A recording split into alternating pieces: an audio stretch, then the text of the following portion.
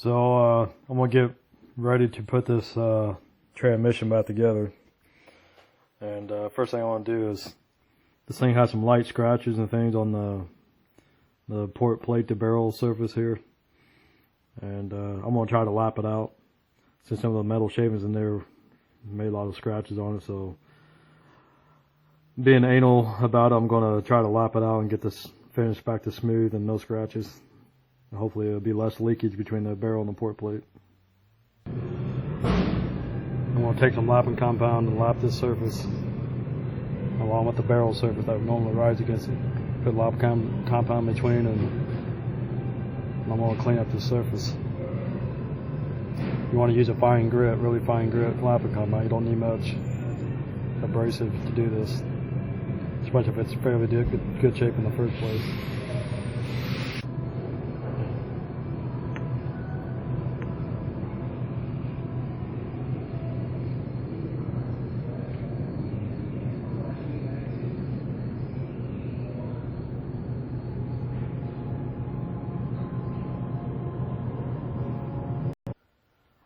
So I finished lapping the barrel to the port blocks, the two barrels to the port block, and basically lapped until it finishes back to smooth and even shade. That means if it's even, then you can tell it's making contact in all locations. So if you're lapping it and you'll say you saw some haziness around on the outside and it was still the original finish on the inside, that means this side to be touching and this is not. So I lapped it until this is all completely uniform color, which tells me that the barrel was making contact across all the surface. So I lapped both sides until I achieved that. So we're good to go in that port block. One thing I want to mention about the disassembly, where the control shaft goes into the pump swatch plate. So this is the control shaft that hooks up to your steering arms on your zero turn. That changes the angle of the swatch plate. You know, when I removed it, I pulled the shaft, which is this guy. So this was in there originally, poking through that hole in that housing. When I removed it, I had to take some roller pins out. And there's a little bit of burr on this edge from where I pushed the roll pin out. And what happened was, when I pulled that out, I scratched up this bore a little bit. So I wanted to mention that now, if you're taking this apart, you want to file this down after you get the roll pins out so you do not have any burrs, and that's going to drag across this bore as you're pulling it out. It's not the end of the world for me. I mean, I have a bit of a scratch in there, but what really seals it still is the seal. So another reason to make sure you deburr this when you're pulling this out is so you don't damage the new seal. And probably wouldn't be a bad idea to put a piece of tape around it. I'm actually replacing this shaft since I've been having leaking issues and it was cheap enough. I'm just going to replace the shaft and the seal. And when I measured this shaft, it was at the minimum tolerance. So my new shaft is a little bit larger diameter too, so I'm hoping this will solve the problem. But main point is, make sure you deburr that before you pull it out so you don't scratch the bore, and also installing it, you won't scratch the bore and possibly damage the seal. Definitely recommend probably putting some tape around that, like electrical tape. Also clean these housings, put them in a parts wash. There was sealant here, so if you look at this housing here, this got these grooves where they filled in sealant across the perimeter, around the perimeter of the housings where they split. So make sure you clean those out real well and leave no loose material in there, because otherwise it's just going to have loose pieces. It's not going to seal, and you're probably going to have leakage between the two case halves. So I can't stress that enough. I'm big on cleanliness. Can't clean too much. Spotless, you know, oil residue free and everything. And after I had it in the parts wash, I took some brake clean and I cleaned these flanges as well. And when I took it apart, there was a lot of metal shavings in here, so I made sure I really washed this thoroughly. So can't stress enough, clean the housing as best as you can. and check for any burrs or anything on the flanges. So I'll knock some of those down as well. Check the bearing surfaces, make sure there's nothing that's going to scar the bearing or races. Alright, so I'm going to fix that little scratch in there. I have to get some emery cloth and knock that burr down where I scratched that bore. And then after that, I think I'm going to start installing some of these seals. To be continued. So I got the cases ready, fixed the burrs and stuff in the bores. So this is probably not a normal thing to do for anybody that's going to be doing this. Is I'm going to replace my control shaft. Since like I said, the reason I took this transmission apart because I was leaking oil out the shaft, and it's supposed to have been replaced with a seal by the dealer and all that already. And so I'm putting a new seal on the shaft just to try to cover all my bases here. But so this will be my next. Take this apart and switch the shafts. So as you see, there's another set of roll pins in there I got to take apart. And I think it's interesting, you know, that they use 2 roll pins in every place they use it. So there's roll pins used in multiple locations, and every time they have a double set, including out here as well. I wanted to mention one more thing. Don't go to the dealer. Mine is a John Deere tractor, but Top Torque, I'm sure they supply a lot of different manufacturers out there, but don't go to the dealer, because if you go to Tough Torque's website, they're actually pretty reasonable, and it's pretty good, I thought. I got a whole box of parts for about $100, which includes, you know, things like this shaft. I even bought this motor shaft, all the roller bearings. Since I had a bunch of metal shavings in there, I wanted to replace my roller bearings and things like that. Got a whole seal kit and some other odds and ends. So pretty much you can buy any part for this transmission. The only thing you can't buy separately is something like this port block. You can buy it, but you would have to buy the rotating groups, the pump and motor. That's about $250, but you shouldn't have to buy those. But everything else is pretty serviceable. I was impressed. Also, when I contacted a sales guy on the Tough Torque, and he's actually a pretty technical guy himself. He just wasn't a sales guy, but he knew how to take these transmissions apart. And when I was asking him for measurements, like the diameters of the shafts and the bore diameters of the housing and things like that, and he actually gave me the print specifications for those things. So I was pretty impressed with the customer service, and the sales guy, he's basically the only one there that does it sounds like, but he also knows how these transmissions come apart. And like I said, he gave me some of these measurements that I was looking for. And the website's pretty good. You can go in and select your transmission, and it'll show a whole assembly diagram, which is very helpful. So if you don't know what's in there, you can look up that diagram. And it's interactive. You can click on the parts, and you can, for example, I clicked on this control shaft, and it gave me the part number. And then I can add it to the cart. And pretty well done website, I thought. And these transmissions are surprisingly very serviceable and rebuildable.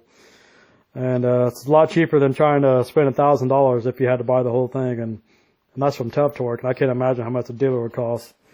I'm pretty sure the dealer would charge you 3 times what Tough Torque would be charging for this. So look those stuff up. So I just assembled the control shaft to the actuator for the cam, or the cam actuator for the swatch plate, and it has a spring on there. So I just left the spring on there, and I drilled these pins out, the roll pins out from this hole that pass through this hole, and I just pull this out after that's released. There's also a cotter pin that goes in this back hole. Basically, a cotter pin just retains the spring from walking off. So this thing just go back in here like this. Wrap the spring back around it. I'm trying to do it one-handed here, holding this camera.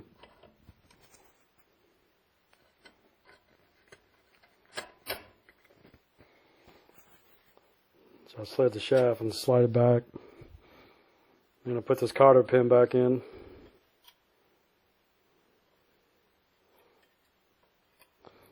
You don't need to bend it or anything. So once you get it in place, once these holes line up here, this cotter pin can't come out as long as you put it in this direction, because it hits that boss right there, and the spring is still wrapped around this thing. So I'm going to put the roll pin in here, and that'll be it for this part, changing this control shaft. Alright, so here's the finished product for the control shaft assembly. Note, I put a piece of electrical tape, just real thin, one piece around, to protect the seal. So this hole that's under there, nothing catches that seal. So better safe than sorry. So you can see how it's assembled. Cotter pin held in location, since the roll pin won't let the shaft go in and out, so the cotter pin can't fall out, so you don't need to bend it. That's just there to keep the spring from walking off. So there it is. So again, this is probably not a normal rebuild operation, but I opted to replace this motor shaft and the bearing. Like I said, the bearings I wanted to replace because of a bunch of metal shavings, and then the shaft had a little bit of wear on the journal where it goes into the port block. Anyway, the shaft's like 20 bucks. I said, whatever, I'll just get another one. I did notice that the bearing looks like it's slightly a little different. I don't know if you can tell there, but a little bit thicker race on it. So the original one's there. You can see some slight difference. So everything else is the same, but looks like they made some design change at some point between when they made my transmission to now. So looks like this shaft just basically it's a press fit. There's no snap ring or anything holding this on. So just a press fit until it's flush. And if you put these bearings on, you don't want to beat on these things, especially on the outer race.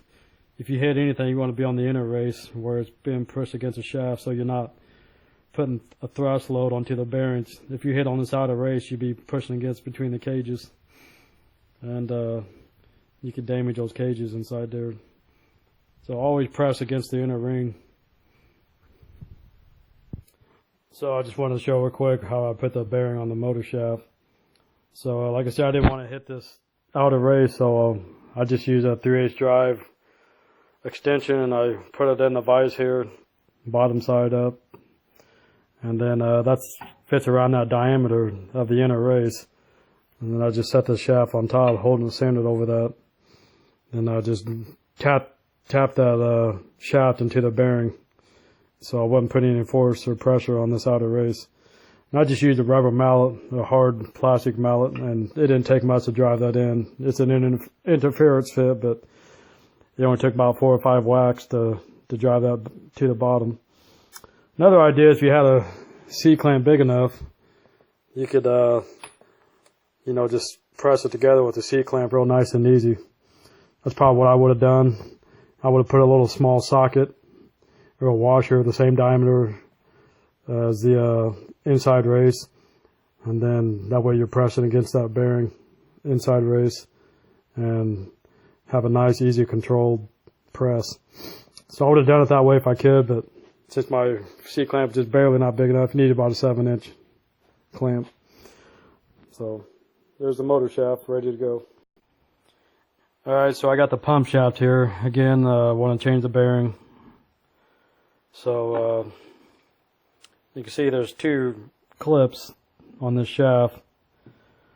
You can really take either one off, but this one's so small, it's hard to handle.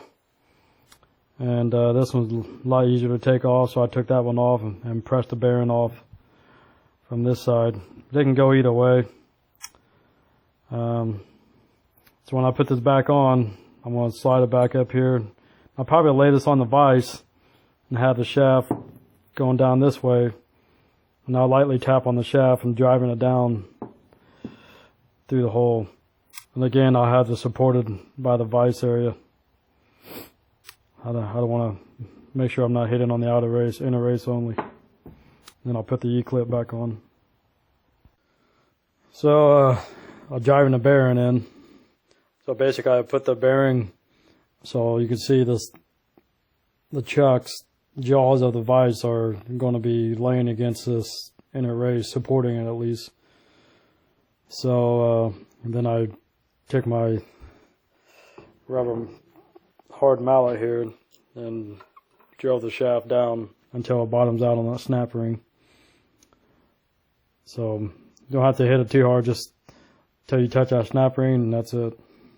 Now I'll put the other E-clip on the other side. So I think now I'm going to put the seals in the case.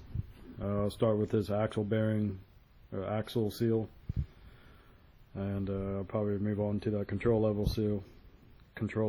seal.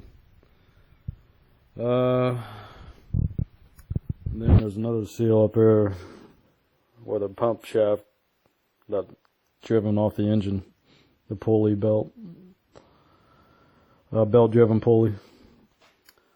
So before you put the axle seal in, make sure you got your thrust washer in, because it goes underneath the seal. If you put your seal in and you forget this, then you're screwed. You got to take the seal out and screw it up. So this thrust washer basically keeps the axle from going into the housing and the bearing. And I put a little oil here just to make it a little easier to go in. So here's my seal. As you notice, there's a rope on one side, so obviously that's the side you want to put in toward the pressurized side, where the case pressure is. So I'm going to install it like this. And I got my bearing driver here. So make sure you, whatever you use, it's pushing on the outside cage. So that's a metal piece underneath the rubber. So you want to be pushing on the outer diameter. So I got the axle seal in, basically almost flush, not quite, before it bottoms out in the housing. But anyway, that's installed. I'm going to move on to the control lever seal. Now this seal worries me because when I try to put it in here, it seems really loose, like it's almost about to fall in as is. And since I was having trouble leaking here, and when I took my transmission apart, this seal basically popped out. Just when I stuck my finger in, I pulled it out. It just seemed too loose to me. And this one seems to be similar. So I'm going to put a little sealant on this outer diameter. Just enough to basically tack it in place. That's all I'm trying to achieve here. And the original installation didn't have any sealant there, but I'm going to do it just because I don't want to do this again. And of course, make sure you're installing this toward the inside, again, where the cage pressure is. That way the pressure acts against that lip and can push it against the shaft to seal. And this is the outside. So I installed the control lever seal, and it went way too easy. Like I said, it made me nervous, so I'm glad I put that sealant on there. I didn't even have to hammer. I just put my bearing driver on there and I pushed it in my hand. It was so easy. So I think probably one of the original problems was I was leaking around the outside edge and not the inside, because when the mower was running, it would not necessarily leak all the time, but a lot of times it would leak after I sit there parking, or I don't know. But so I didn't put a whole lot, just put some on the very outside diameter, and you can see how much squeezed out. So you don't want too much, and you don't want to get any on the inside lip. So there it is installed. If yours goes in real easy like this, I'd recommend taking it back out and putting sealant on it.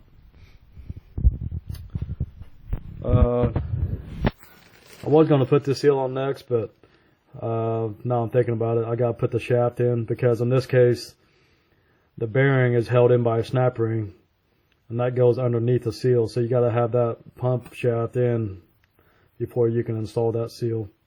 So I'll hold off on that until I get the shaft and the snap ring in, then the seal goes on top. Alright, so I'm going to go ahead and put the axle shaft in, along with the final gear and thrust bearing, or axle bearing on the back side, and the thrust washer. So I already installed the lip seal, and I got this other thrust washer behind the lip seal. Make sure that's in there. And I'll put some assembly gel on the bearings. So just so you know how this works, you're going to obviously put the axle shaft through here, and then you have to feed in this gear set. So that's going to be sitting in this pocket. Then I'll feed the shaft through, and then this thrust washer will have to be installed. Make sure the wide edge is against the gear and the small edge is going to be against the bearing.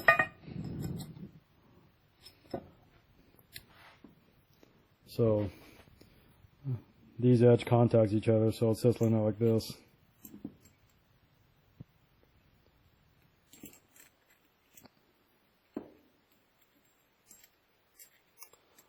So if you're sitting there like that. And this is interesting here. I'll take this out so I can show you better. This, you can release the axle because this clip is what holds this axle shaft from pulling out. And this clip actually sits inside this retainer once you get it installed. So that means you have to move this laterally. So how this works is, when this thing is running, when you got this thing installed, see the big square edge is facing this direction.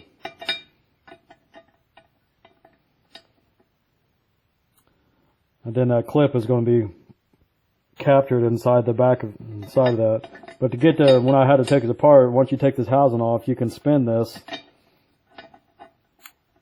And then this pulls forward a little bit, and that exposes that clip. So you can see there's a step on there. So when it's rotated one direction, it's pushing it farther out to capture the clip. And then when you rotate it, you can get a little extra, 3/16 of an inch gap, and this allows it to move forward, exposing that clip. And you can see on the opposite side of the housing also has a place to capture that. So when you install this, you got to make sure once you get that clip in there, you got to rotate this back this direction. That way it pushes this bearing backwards, and then can capture that ring. Otherwise, you're actually going to fall out. So you can see there's a little mark. If you're not sure how it works, you can see the mark there where it's making contact against the corner of that. So that's when it's actually running in that position. Same thing there is the opposite. On the opposite side, it's got a little mark, witness mark. So I'm going to go ahead and install this, and I'll show that after I get it together. Before I put it together, I'll just go ahead and do a quick benchtop assembly just to show how this part goes together. So when you get in there, the gear is going to slide on. Then you have to feed this thrust washer. Remember, the wide side goes against the gear.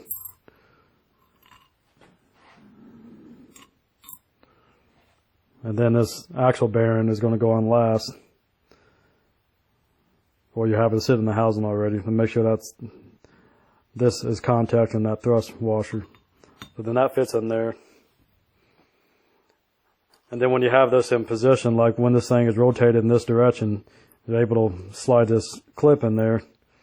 See, it's real loose, so that's why you got to make sure you install it the right way and rotate this back. Otherwise, this clip would definitely fall out, and you're actually going to pull out. So when you install like this position, this will be facing upwards. And then when you get this clip in, you can rotate this, and it's going to push this back. And that's going to capture that clip, keeps them from falling out. Then you put the housing on in that position. So you can see I got the actual final drive assembly in here. And so this is where, when you have the housing bolt together, this will be in this position. And you can't slide this. You try to pull on this axle, it's locked in place. So now you notice if you rotate this, it's going to give you a gap and allow you to access that clip. So right now that clip is captured because it's rotating and it's pushed this bearing backwards. So now if you rotate this, it gives you that clearance and it allows you to bring that forward. Now you have access to that clip. So I think you can probably actually install this like this accidentally, because I put the housing together just to see if it would fit, and it looked like the housing would bolt together. But so you don't want to do that. Make sure this is pushed back and rotated, and when you assemble the housing, very important, this is facing this direction. And that way this square will lock that in place and can't let it rotate. Alright, next I'm going to put this bypass valve in. So how it seals is it has two O-rings. Sits against this handle, and that sits in the cavity on the top of the housing. So you have to slide that in with the two O-rings. Then once you get that through the housing, it's going to be coming up out of this area. Then you have to put the spring in, and also this external clip. I bought a new clip because these things are so small and they don't take much to overstretch them. So I bought this. It's like 20 cents anyway. So I bought it for insurance. And one other item to note: when you put this in, make sure you got the handle the right direction. So you can see these little bumps there. That's like a detent for the bypass valve. So when you put it in, you want to make sure. I'm trying to hold this one hand. Make sure these bumps are going to be lining up with that detent. I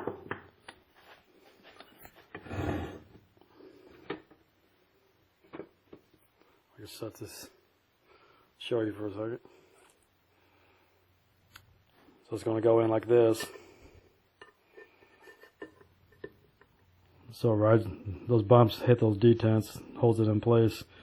So when you flip this, when you're running, it's one direction, and when you want to push the mower around, it's in the other direction. So make sure you put the handle in, because you can put it in this way, but it ain't gonna be right.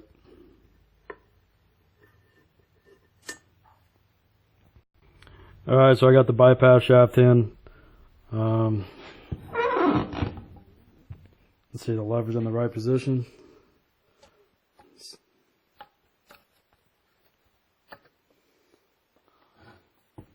Got the two O-rings in first. Then slid the shaft through and put the spring in. And put the snap ring in. Make sure that snap ring's sitting in that groove. It can be easy to miss it. I had to double check mine. I had it in on one side, the other side wasn't in, so I took a screwdriver and made sure it was seated. So if I push down on, I should not see any wiggle on that snap ring. So when I put it in the first time, I was pushing on this and I saw the snap ring wiggling without the shaft moving. So it told me the snap ring wasn't completely in, so I wiggled it until it was snapped into place for sure. So now when I push on it, everything moves with the snap ring. So I believe next I'm going to go and put the brake shaft in. Here. So I'll work on that next. And then after that, we'll probably, the rest of it basically is the port block and the pump and motor assemblies. Alright, so here's the brake shaft assembly parts next. I'm going to put in, so you got the shaft, here's the seals, two O-rings, kind of like the bypass shaft, use two O-rings. There's a spring, returns, and the brake lever, and a roll pin to tie the lever to the shaft. So when you do put this in, there's a little bit of orientation. So you notice there's a flat spot. So make sure when you put that in, this goes from the inside of the housing.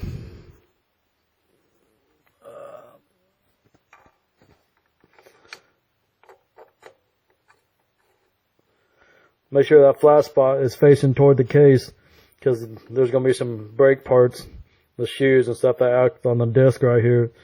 So you gotta make sure you have this flat spot facing toward inside the case when you put the control or brake lever on. Otherwise it's gonna be backwards. And put on the O-rings. O-rings will go on next. Then I'll put the spring in. Then the brake lever. And I hold it held on by the roll pin.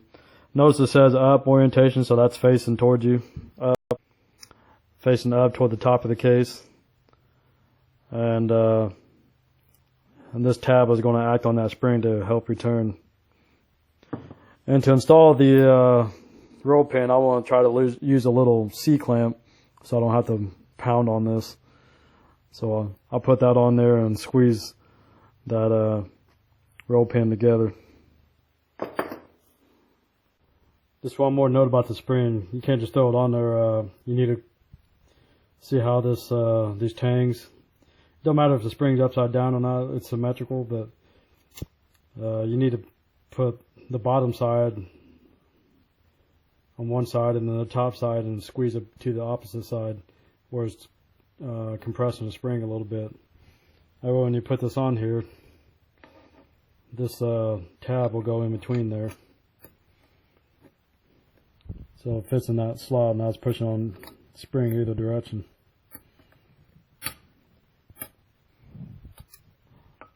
I didn't mention that last time. Okay, so now I want to put the control lever in and lubed up the shaft. And previously I just replaced the shaft and this assembly put back together. And I put sealant on that seal and I let it cure for 24 hours before I try to install this. And also lubed up the bore. So not a whole lot. I'm putting this in now because it's when you get the shaft and stuff in here, I don't think you can pull this assembly out. So I remember I had to take the shaft out first before I could take out this control shaft assembly. So I'm going to put that in next and then I'll work on the pump and motor section. Alright, so I got the control lever assembly placed back in the housing. And just put it in here and put it in the board and slid it in. So you see the swat plate you couldn't have the pump or the swat plate in here and get this in because it's pretty long. You see the distance. So you almost need this whole clearance to get this control lever in. So one thing to check is make sure it's assembled right by the spring will be touching this pad. So when this thing is trying to force it with my hand, that returns this swatch plate. Because when this arm turns here, when your steering lever is pinned to this and you're turning this shaft, and that shaft is pinned to this assembly, which has that square notch down there which goes inside the swatch plate, and that rotates that swatch plate. But this spring basically brings it back to neutral position. So when you make sure that's placed in that manner. Now I want to put the shaft in next. So basically I got a shaft that I replaced the bearing earlier. I bought a new snap ring. This is the old one, but my rule of thumb is always replace snap rings because these do stretch easy, especially when you take them apart and you're not careful. You can bend them or tweak them. So cheap insurance once again. They're like 50 cents. So I bought all the snap rings to replace this with, all the parts in this. So I'll put the shaft in and just go from there. So I'm ready to put the pump shaft in. Before you put it in, make sure you got the E-clip on this side and there's another snap ring on the opposite side. Even though it's a press fit, make sure those snap rings are there. And you see the bore it goes into. This is the part that might throw you off if you're taking this apart, not knowing, but this bearing is retained by a snap ring, and then the seal goes on top of it. So you see the snap ring groove is right above the bearing right here. Then the seal will be at the very top, and that's what you see. So you have to take that seal out to get this shaft out. So if you're a guy working on this, you may not realize that, and you'd be trying to push out the shaft, and that seal's still in there. You know, you just can't do it because that snap ring's in there. So, and this should go in really easy. You know, it's a slip fit. I mean, it's pretty tight, but you don't need a beat on anything. You just got to get it lined up and just wiggle a little bit, and it'll drop all the way in. Now I'm ready to put the snap ring in, and then the seal can go in after. Alright, so the shaft is in and the snap ring is in, and verify that you got it in the groove. Check all the way around.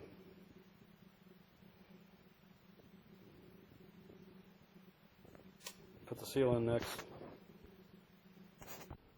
So the pump shaft, bearing, snap ring, and all that stuff is in, and put the seal in.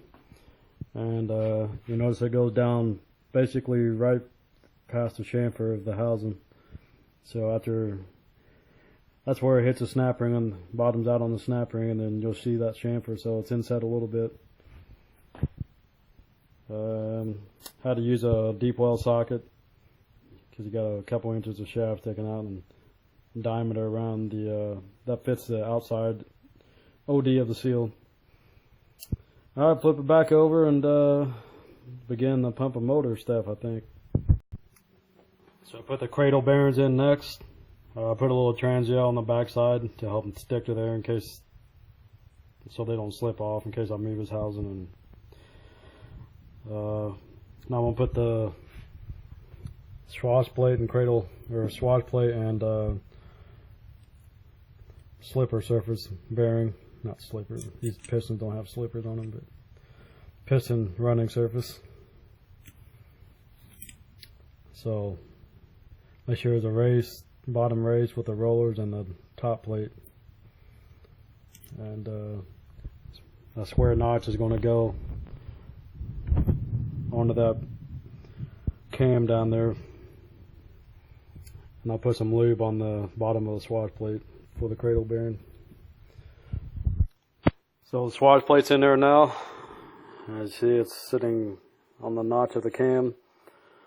And right now it's at 0 position. Now you can stroke it one way and push against the spring, go over center. That's hard to do. So next I want to put the rotating group, the barrel and the pistons. There's springs inside there and a little keeper inside the piston that lines the spring center. So make sure everything's smooth. I took the pistons out, inspected them, make sure there's no scratches and crap on the barrel or the piston. Everything looks good there. I don't see really any wear on the piston surface or the swash plate. I'll put some lube on it. So put the barrel in next, and it's going to line up on a spline. Since this is driven by the pulley from the engine, so that barrel needs to be splined to that. So I got the barrel and the pistons in there. As you can see, the springs are positioned in there. So it's kind of tricky. You gotta like put all your fingers in there and hold on to the piston from falling out, because they'll slide out upside down until you get this spline on the shaft. And make sure you can push down and it spins easy. Biggest thing, make sure you can push down on it, because the piston should slide easy in and out. If not, you just barely have enough room where the springs are trying to push this barrel up, that the pistons are about to come out of the bores. So you gotta make sure they're not out of the bores when you put them in. So if you can push down on them and feel smooth, springy action, then you're good. And you can see how this works. You know, swash plate at an angle, max angle like that, then you're going to get flow out of the pistons. But if you're at neutral, this thing's just going to spin, and it's not going to, there's going to be no stroke on the pistons. And then in reverse directions, so it's depending on which side the swash plate is, this way or that way. we're going to have forward and reverse flow going to the motor. So this is sending flow to the motor on one side of the port or the other.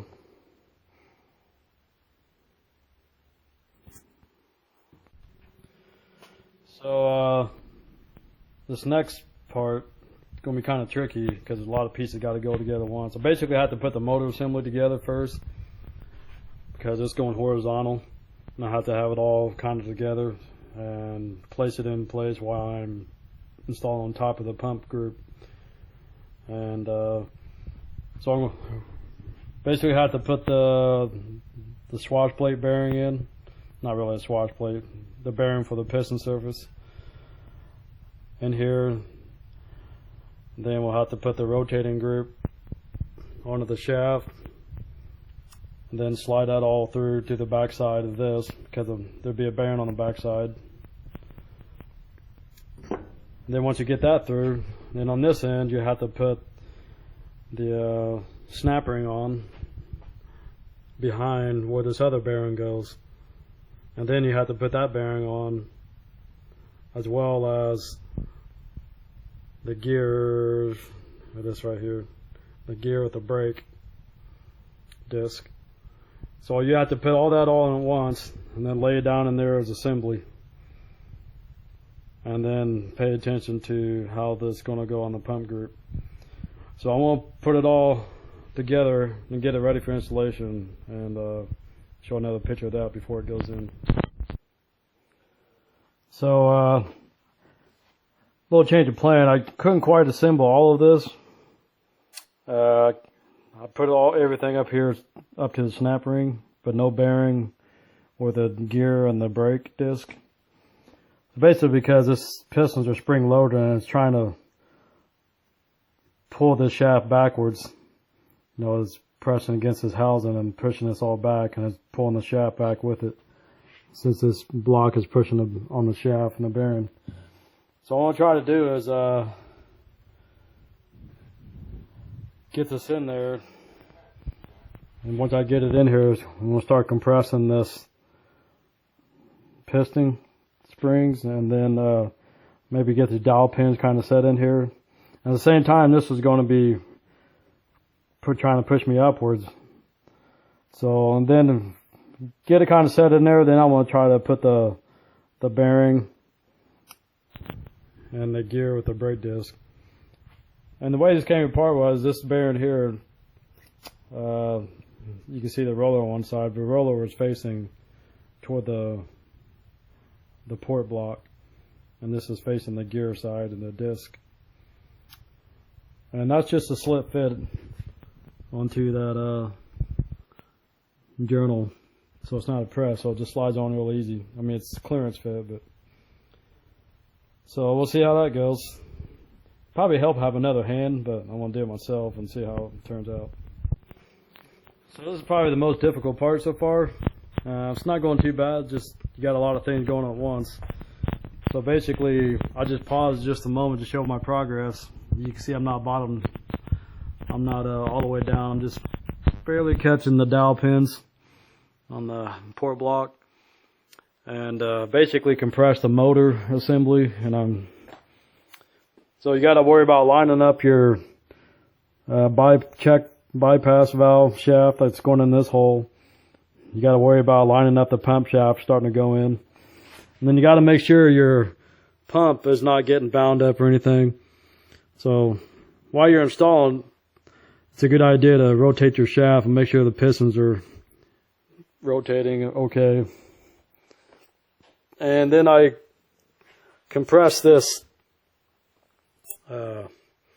port block, so I'm just starting to put the bearing into the pocket of the casting here, and the motor is basically compressed. And also check that it turns. Grab the shaft here. I'll turn. There we go. I got oil on my hands, hard to grab it. But make sure it rotates. So I know I'm not bound up on the pistons here. So I want to finish. Now I want to put the bearing on. Since I have the shaft compressed and I have access to get to the bearing Then I'll put that gear with the brake disc, and then I'll finish compressing it down. Alright, so I got the pump and motor group assembled here. So basically I had to bring it back up a little bit because you couldn't get this brake in there. So I'm from the last time I showed you, I made it as far as I could to help kind of still retain this bearing in that position, and kind of angled it up on this end, slid that on, and then I basically took my hand and I squeezed this all back together. And we got that block.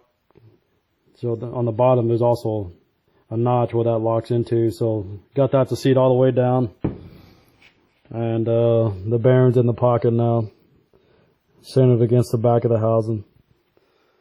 And just so you know, this block can go up or down, it seems like, because I tried to test fit it into the housing, and it can go either way. So there's a slot on this side too, and they're basically the same size. So, but this, the way it came apart, this is the bigger end. See how it tapers in? The wider end was facing up. And at this point you want to check everything, make sure you can turn the shafts. And I can do one-handed. I basically grabbed a towel and there you go. My hands are still oily. Make sure I could free wheel. Just checking the pistons. Same thing down in there. Check this. Make sure the swatch plate moves freely. Probably can't see it in this dark. Also, grab the pump shaft.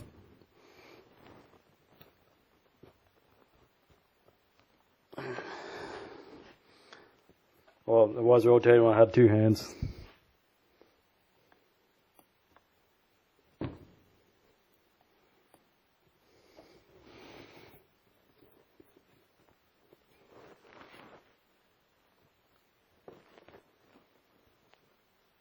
Anyway, make sure everything looks good, and torque the bolts. These are M10s here, torquing them 40 foot-pounds. And that does it for this part. Now after this, put these intermediate gears in, and other stuff like the brakes. This wear plate that goes against this cam, the swatch plate. And we still got to finish the charge pump here, little G rotor pump. And then we got the magnetic plugs. There's 3 of them that came out of here. One on the corner here next to this gear, and then 2 on top of the port blocks. And then there's a filter that goes on top here. And that should basically finish the inside of the case, and then we'll install the pulley and the fan. And that should do it for this transmission build. Alright, welcome back. So I had a major setback when I put those bolts in on the top port plate block. This bolt here stripped out, pulled the threads out of the housing, so I had to take this pretty much completely apart. I didn't want to take the shaft out because I would have damaged my seal getting that out. So I left these pieces in here, and I taped everything off, keep the metal shavings out. Taped this whole thing off and poked a hole in this area and drilled it out for a 9/16 12 thread, because I want to put a insert. I'm not using helo coil, I'm using a easy lock. This stuff here, basically it's a steel insert. I like this because with helo coil you have to get a special tap and for the wire wound threads that you install. This you can tap with a regular tap. It's the external diameter, so this just a regular 9/16 12 thread tap, and the inside is threaded for the original bolts, the M10 by 1.5. So that's what I did. I drilled it out, and now I'm tapping it for that 9/16 thread. I'm going to take it out of here in a minute and and install that easy lock insert. This is supposed to be a locking compound to hold it in place after you install it. That red stuff. So I'm not too happy about it. I hope I torqued this to nominal spec and it still pulled the thread, so I don't know if it was weakened from the original torque, but I'm not fond of aluminum and reassembling for this reason. So I'm hoping I don't have a bunch of trouble when I get to all these housing bolts, since I've already had trouble on the first bolt that I tightened on the port plate block. And I'll return on the video when I get this all back together where I left off, and then continue from there. I just wanted to show the issue I had and what I used to fix it, in case anyone else has had the same issue. And most people know about helicoils, and I wanted to show that there's other ways besides that. Alright, well, I'm back where I started, or where I left off before I stripped this thread out. So it turned out pretty well. I got it drilled straight, everything seemed nice. These two didn't strip out on me, luckily.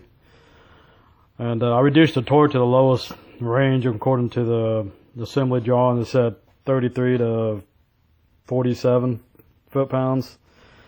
So I stayed at the bottom this time at 33 foot-pounds. When I stripped this out, this one I was torquing up 40.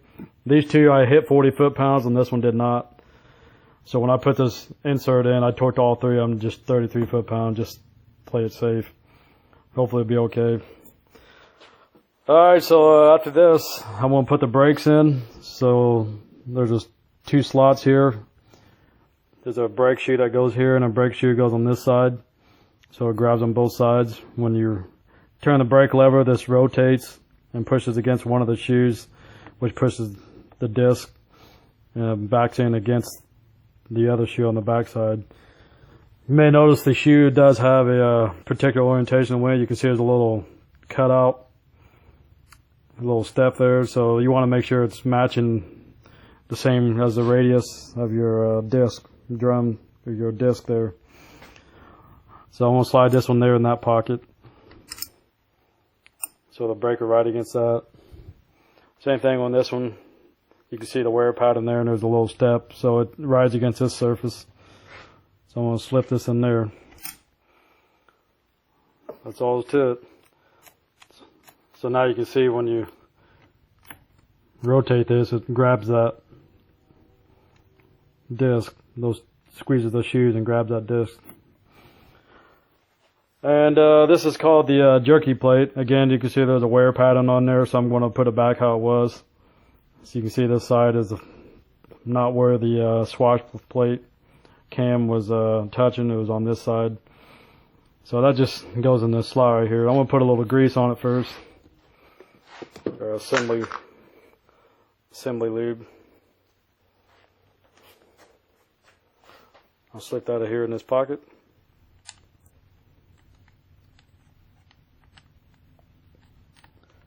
Not very deep, is it? So the other housing is going to have the other side of this pocket, so.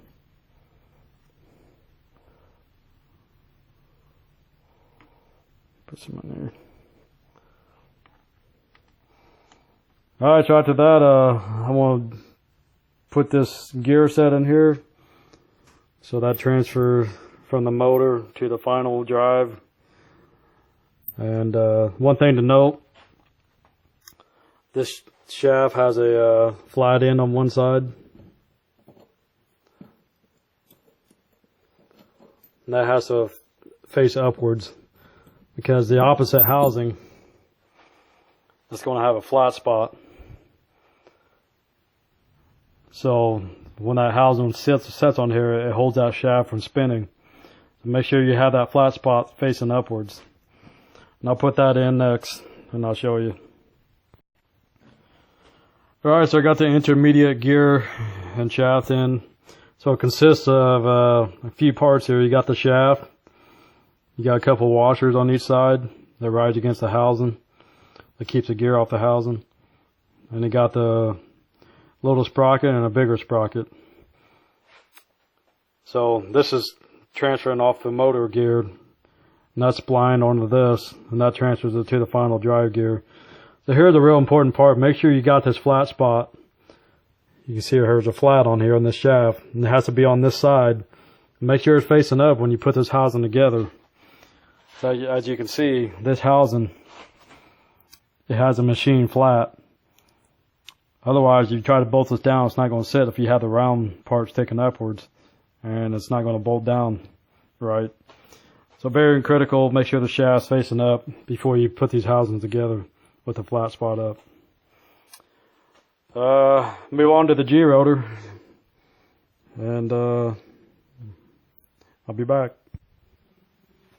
Alright, so the first thing in the G-rotor, put the drive pin.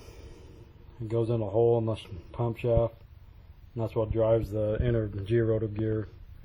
So it just sits in that slot. Once you get the pin in, you can just slide this on here. So now it catches the grooves. Now when the pump shaft has been driven, it'll drive this gear as well.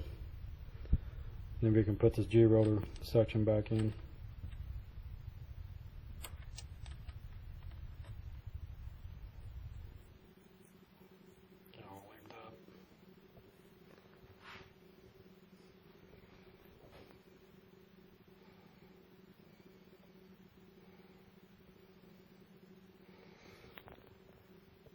I got the port section for the G-rotor pump cleaned up, and we'll put that on.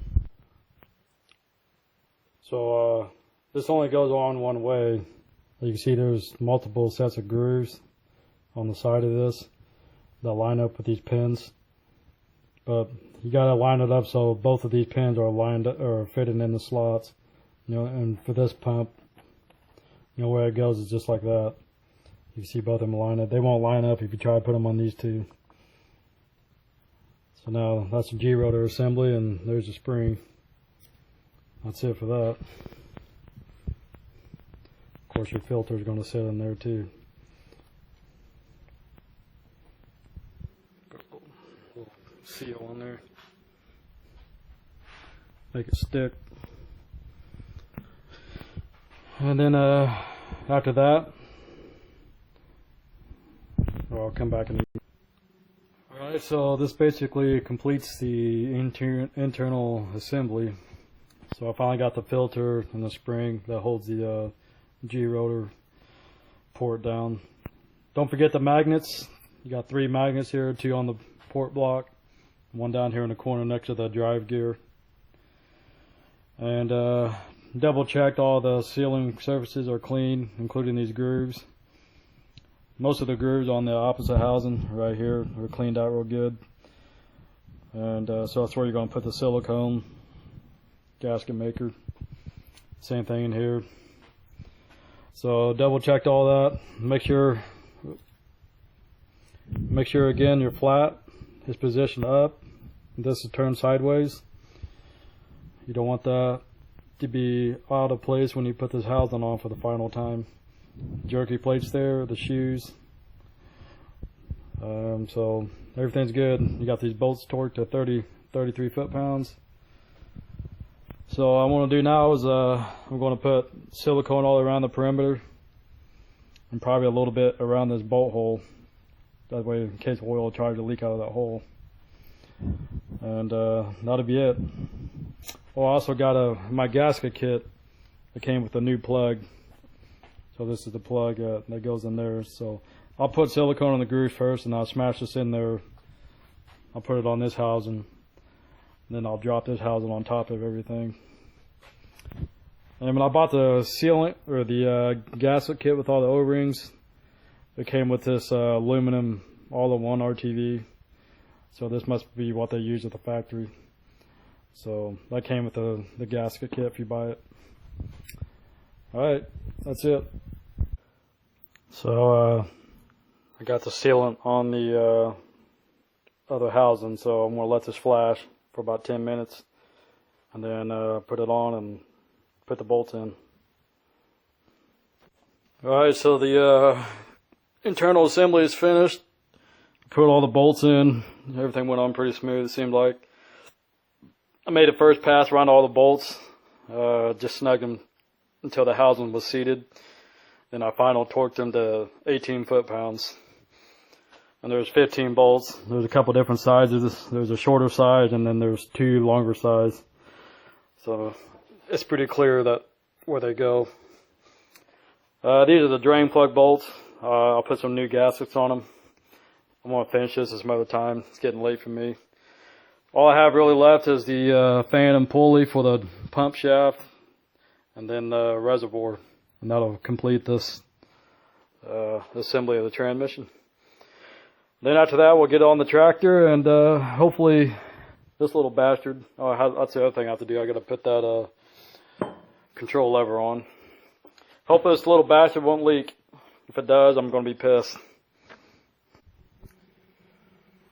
So last thing, I put new gaskets on there's 2 oil drain plugs here. So my seal kit, I got 2 new gaskets. So I'll put these in and torque them to 16, 17 foot-pounds.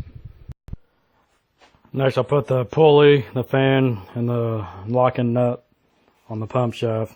Notice the pulley has a boss on one side that's bigger than the other, so that's going to face up to separate the fan off the pulley. And this also has the right side up, so flat side down. And put the lock nut on. Torque about 60 foot-pounds. So one of the last things to do is put this reservoir on, and it has 2 O-rings that go on there. So that's the way they designed it. So the seal kit came with 2 O-rings. So I lubed them up. Stick it in the housing.